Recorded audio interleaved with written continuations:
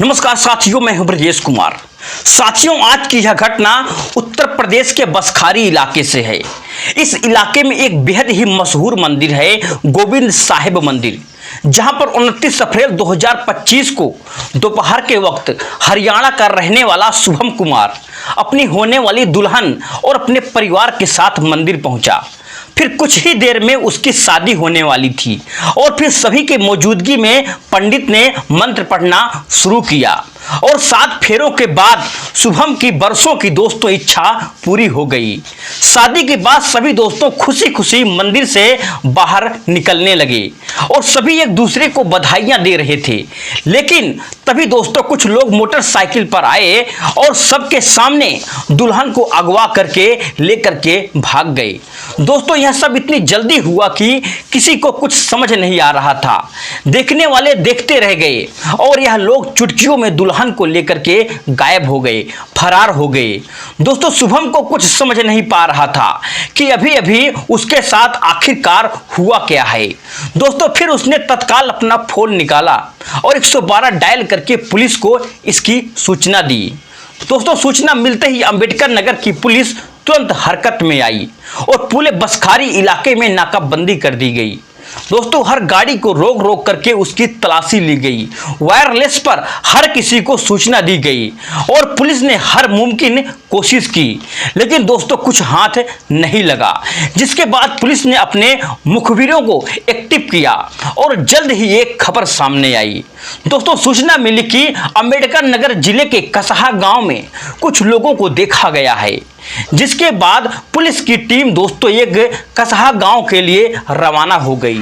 फिर लोकेशन पर पहुंचने के बाद उन्होंने देखा कि करीब 8 से 10 लोग एक जगह पर इकट्ठा हैं और इसमें से शुभम की दुल्हन भी इकट्ठा है। दोस्तों, पुलिस ने चुपचाप इन पर नजर रखी और देखा कि यह लोग क्या कर रहे हैं। उन्होंने देखा कि यह लोग पैसे का बंटवारा कर रहे थे। जिसके बाद दोस्तों दबिश देकर के पुलिस ने तत्काल इन 8 से 10 लोगों को हिरासत में ले लिया। महज दोस्तों 12 से 14 घंटे के भीतर अंबेडकर नगर की पुलिस ने कारनामा आखिरकार कर दिखाया। दोस्तों, सभी को थाने लाकर के पूछताछ शुरू की और तब एक बेहद चौंकाने वाली बात सामने आई। दोस्तों, पता चला कि पैसों के बंटवारे में दुल्हन भी शामिल थी, लेकिन अभी तक तो यही लग रहा था कि दुल्हन का अपहरण हुआ है और अगर ऐसा था तो यह पैसों का बंटवारा आखिरकार क्यों कर रही थी। दोस्तों, पुलिस की समझने में बिल्कुल देर नहीं लगी कि इस कहानी का मुख्य किरदार यह नई नवेली आखिरकार दुल्हन ही थी।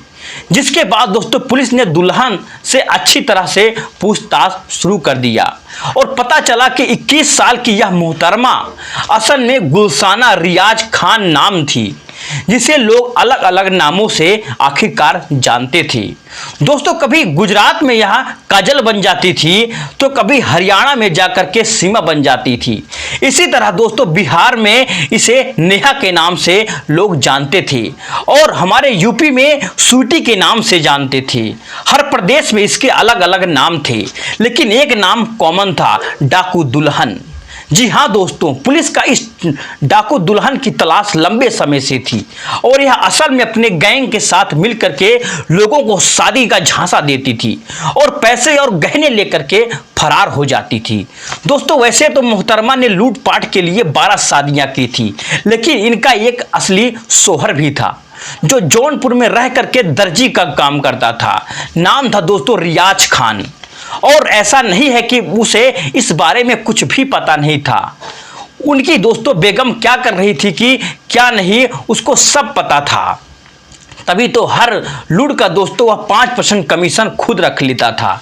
इनके दौर दोस्तों इस गिरोह में कुछ पुरुष और कुछ महिलाएं भी शामिल थी। सबसे पहले दोस्तों यह लोग उन घरों को टारगेट करते थे जहां लड़का जवान हो गया है और शादी के लिए बिल्कुल तैयार है, लेकिन किसी वजह से किसी कारण से लड़के की शादी नहीं हो पा रही है। तब दोस्तों इस गिरोह के कुछ सदस्य लड़के घर आते हैं और उन्हें बताते हैं कि वह अपनी बेटी के लिए रिश्ता तलाश कर रहे हैं। तभी उन्हें आपके लड़के के बारे में पता चला है। इसके बाद गुलशान रियाज खान को कभी दोस्तों नेहा तो कभी स्वीटी बना करके पेश किया जाता है। लड़की दोस्तों पसंद आने के बाद यह लोग कहते हैं कि हम शादी बड़े ही सरल तरीके से करना चाहते हैं, क्योंकि हमारी आर्थिक स्थिति बहुत ही खराब है, बिल्कुल भी ठीक नहीं है। लड़के वाले मान जाते हैं और रिश्ता तय होता है। यह लोग लड़के वालों से कुछ पैसे शादी के लिए बंदोबस्त के लिए ले लेते हैं। वही शादी के दिन लड़के वालों की तरह से दुल्हन को गहने पहनाए जाते हैं और शादी होने के बाद दुल्हन कभी घर से भाग जाती तो कभी झूठ अपहरण का नाटक करके रफू चक्कर हो जाती।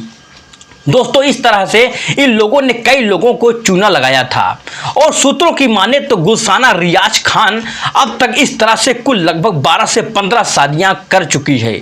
छानबीन में दोस्तों यह भी पता चला है कि गुलशाना गुजरात, हरियाणा, बिहार समेत भारत के कई राज्यों में सक्रिय थी और इसी वजह से इसे डाकू दुल्हन का नाम दिया गया था।